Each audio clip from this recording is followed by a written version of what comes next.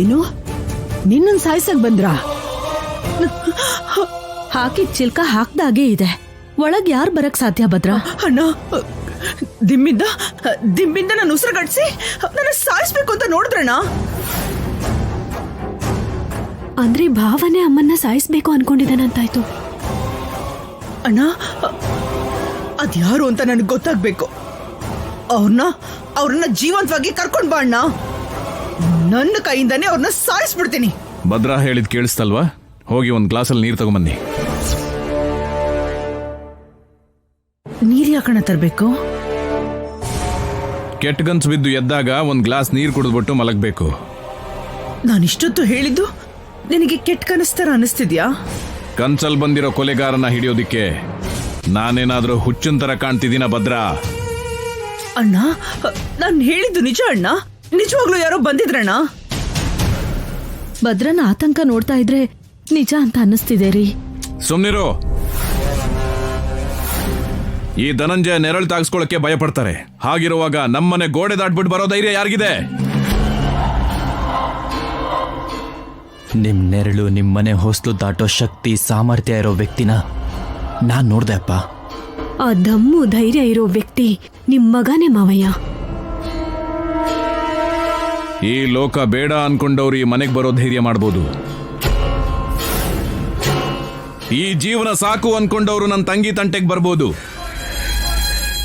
ಅಷ್ಟು ಧೈರ್ಯ ಇರೋರು ಈ ಊರಲ್ಲೇ ಯಾರೂ ಇಲ್ಲ.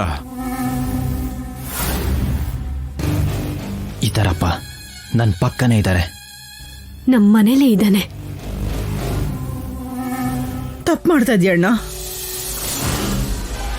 ನಾನಿಷ್ಟೊತ್ತು ಹೇಳಿದ್ದನ್ನ ಕೆಟ್ಟ ಕನಸು ಅಂತ ಹೇಳಿ ದೊಡ್ಡ ತಪ್ಪು ಮಾಡ್ತಾ ಇದೀಯ ಅಣ್ಣ. ನಾನ್ ನಿಮ್ಗೆಲ್ಲ ಹೇಳಿದ್ದು ನಿಜ ಆದ್ರೆ ನನ್ನ ಮೇಲೆ ಇನ್ನೊಂದ್ಸಲ ಕೊಲೆ ಪ್ರಯತ್ನ ಆಗುತ್ತೆ. ಆ ದಿನ ನಿನ್ನ ತಂಗಿ ಕ್ರೂರವಾಗಿ ಪ್ರಾಣ ಬಿಡ್ತಾಳೆ. ಆಗ ನಂಬ್ತೀಯ ಅಲ್ವಾ? ಭದ್ರಾ, ನಡೆದಿದ್ದು ಕೆಟ್ಟು ಕನ್ಸು ಅಂತ ಅನ್ಕೊಂಡು ಹೋಗ್ ಮಲ್ಕು ಅಂತ ಹೇಳ್ತಿದ್ದೀನಿ. ಅದೇ ನಿಜವಾಗ್ಲೂ ಕೊಲೆ ಪ್ರಯತ್ನ ಆಗಿದ್ರೆ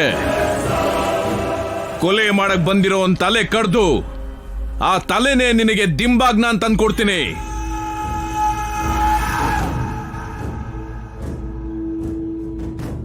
ಭಯ ಬಿಟ್ಬಿಟ್ಟು ನೆಮ್ಮದಿಯಿಂದ ಮಲ್ಕೋ ಭದ್ರಾ. ಭಯ ನಮ್ ಹೊಸ್ತಿಲ್ ದಾಟಿ ಮನೆ ಒಳಗ್ ಬರಲ್ಲ. ಗರುಡ ವಂಶ ಅಂದ್ರೆ ಭಯಕ್ಕೆ ಭಯ.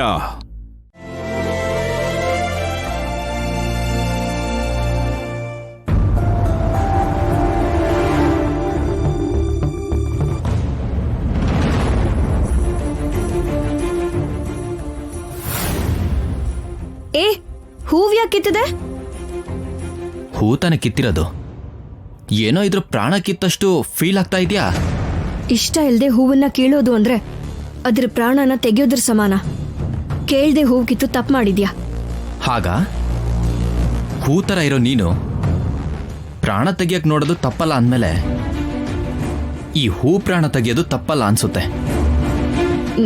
ನಾನ್ ಪ್ರಾಣ ತೆಗೆಯೋದು ಅಂದ್ರೆ ಏನು? ಅದನ್ನ ಕೇಳೋಣ ಅಂತಾನೆ ಬಂದೆ. ಸರಿ, ರಾತ್ರಿ ಬಂಗ್ಲೆಗೆ ಯಾಕೆ ಬಂದಿದ್ದೆ? ನನ್ನ ಅತ್ತೆನ ಯಾಕೆ ಸಾಯ್ಸಕ್ ನೋಡ್ದೆ? ಅಂದ್ರೆ ನಾನ್ ಮಹಲ್ಗೆ ಹೋಗಿದ್ದು ಭದ್ರಾವತಿನ ಸಾಯ್ಸಕ್ ನೋಡಿದ್ದು ಅನಿರುದ್ ನೋಡ್ಬಿಟ್ನಾ?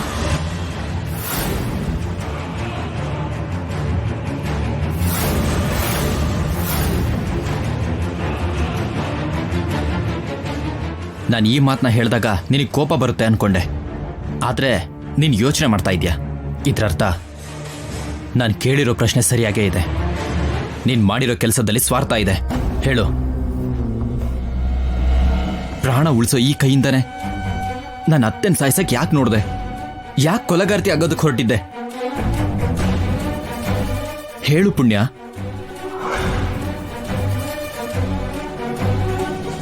ಚೆನ್ನಾಗಿದೆ, ತುಂಬಾ ಚೆನ್ನಾಗಿದೆ. ಪ್ರೀತಿಸದೇ ಇರೋ ಈ ಪುಣ್ಯನ ನಿನ್ ಹಿಡಿತದಲ್ಲಿ ಇಟ್ಕೋಬೇಕು ಅಂತ ನೋಡ್ತಾ ಇರೋ ನಿನ್ ಪ್ಲಾನು ಅದ್ಭುತವಾಗಿದೆ. ಏನ್ ಮಾತಾಡ್ತಾ ಇದೀಯ ಪುಣ್ಯ?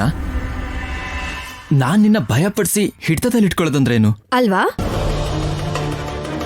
ನನ್ ಮೇಲೆ ಕೊಲೆ ಆರೋಪ ಮಾಡಿ ಎಲ್ರ ಮುಂದೆ ಅಪರಾಧಿಯಾಗಿ ನಿಲ್ಲಿಸ್ಬಿಟ್ಟು ಈ ಸುಳಿನಲ್ಲಿ ಸಿಕ್ಕಾಕ್ಸ್ಬಿಟ್ರೆ ಖಂಡಿತವಾಗ್ಲೂ ನಿನ್ ಪ್ರೀತಿನ ಒಪ್ಕೊಳ್ತೀನಿ ಅಂತ ಈ ತರ ಎಲ್ಲ ಪ್ಲಾನ್ ಮಾಡ್ತಿದ್ಯಲ್ಲ? ಹಾಗೆ ಮಾಡಿದ್ರೆ ನನ್ನ ಮೇಲೆ ದ್ವೇಷ ಹುಟ್ಟುತ್ತೆ ಹೊರತು ನನ್ನ ಮೇಲೆ ಪ್ರೀತಿ ಹೇಗೆ ಹುಟ್ಟುತ್ತೆ ಪುಣ್ಯ? ನನ್ನ ನಂಬು ಪುಣ್ಯ, ನನ್ನ ತಪ್ಪು ತಿಳ್ಕೋಬೇಡ. ನಿಂಗೋಸ್ಕರ ನಾನು ಏನ್ ಬೇಕಾದ್ರೂ ಮಾಡ್ತೀನಿ. ನಿಜ ಹೇಳು ಪುಣ್ಯ, ನನ್ನ ಅತ್ತೆನ ಯಾಕೆ ಸಾಯ್ಸಕ್ ನೋಡ್ದೆ? ನಿಜ ಅಂತ ತಿಳ್ಕೊಳ್ಳೋಕೆ ಅಂತ ಬಂದಿರೋನು ಸುಳ್ಳುಗಳ ಬಗ್ಗೆ ಕೇಳಬಾರ್ದು. ಶಿವನ ಆಜ್ಞೆ ಇಲ್ಲದೆ ಇರ್ವೆ ಕೂಡ ಕಚ್ಚಲ್ಲ ಅಂತಾರೆ. ಅಂಥದ್ರಲ್ಲಿ ಸಾಕ್ಷಾತ್ ಭುಜಂಗನೇ ಬಂದು ಕಚ್ಚುತ್ತೆ ಅಂದ್ರೆ ಅದು ಶಿವನ ಆಜ್ಞೆನೆ ಅಂತಾನೆ ಅರ್ಥ ಮಾಡ್ಕೋಬೇಕು. ಆ ಮೃತ್ಯುಂಜಯನೇ ಮರಣಶಾಸನ ವಿಧಿಸಿದ್ರೆ ನಾವೇನ್ ಮಾಡಕ್ಕಾಗತ್ತೆ ಹೇಳಿ? ಇಲ್ಲ ಸ್ವಾಮಿ, ನೀವು ಮಹಾಯೋಗಿ. ನೀವು ಮನ್ಸು ಮಾಡಿದ್ರೆ ಆ ಪರಮೇಶ್ವರನೇ ಮೆಚ್ಚಿಸುವಂತ ಮಹಾಶಿವ ಭಕ್ತರು ನೀವು. ನೀವೇ ಇಲ್ಲ ಅಂದ್ರೆ ನಮ್ಗೆ ಸಾಯೋದ್ ಬಿಟ್ರೆ ಬೇರೆ ದಾರಿನೇ ಇಲ್ಲ. ತಾಯಿ, ಹೌದು ಸ್ವಾಮಿ, ಯಾವ ಜನ್ಮದಲ್ಲಿ ಏನ್ ಪಾಪ ಮಾಡಿದ್ನೋ ನನ್ ಮಗನ್ಗೆ ಶಾಪದ ತರ ಕಾಡಿ ಅರ್ಧ ಆಯುಷ್ಯದಲ್ಲೇ ಜೀವನ ಮುಗಿಯೋ ತರ ಇದೆ. ಆ ಭುಜಂಗನ ವಿಷದಿಂದ ನನ್ ಮಗನ್ನ ನೀವು ಮಾತ್ರ ಕಾಪಾಡಕ್ಕಾಗತ್ತೆ ಅಂತ ನಂಬಿಕೆಯಿಂದ ಆಸೆಯಿಂದ ಬಂದಿದ್ದೀನಿ. ನನ್ ಮಗನ್ನ ಕಾಪಾಡೋ ದಾರಿ ತೋರಿಸಿ ಸ್ವಾಮಿ. ನನ್ ಮಗನ್ಗೆ ಪ್ರಾಣ ಭಿಕ್ಷೆ ನೀಡಿ ಸ್ವಾಮಿ. ಹರ ಹರ ಮಹಾದೇವ ಶಂಭೋ ಶಂಕರ. ಕಳೆದ ಜನ್ಮದಲ್ಲಿ ಅಹಂಕಾರದಲ್ಲಿ ಕಣ್ಣು ಕುರುಡಾಗಿ ದೇವ್ರು ಇಲ್ಲ ಅಂತ ಅಂದ್ರು. ದೇವ್ರನ್ನ ಕಲ್ಲು ಅಂತಂದ್ರು. ಕಲ್ಲನ್ನ ಪೂಜ್ಸೋದು ಅವಿವೇಕತನ ಅಂದ್ರು. ಸ್ವಾಮಿ, ಆ ಪಾಪದ ಫಲಾನೇ ಕಾಣಿಸೋ ಪ್ರತಿ ಕಲ್ಲನ್ನು ಪೂಜ್ಸೋ ಹಾಗೆ ಮಾಡ್ತಾ ಇದೆ. ಮರ ಹುತ್ತ ಕೂಡ ದೇವ್ರ ಹಾಗೆ ಕಾಣಿಸ್ತಾ ಇದೆ.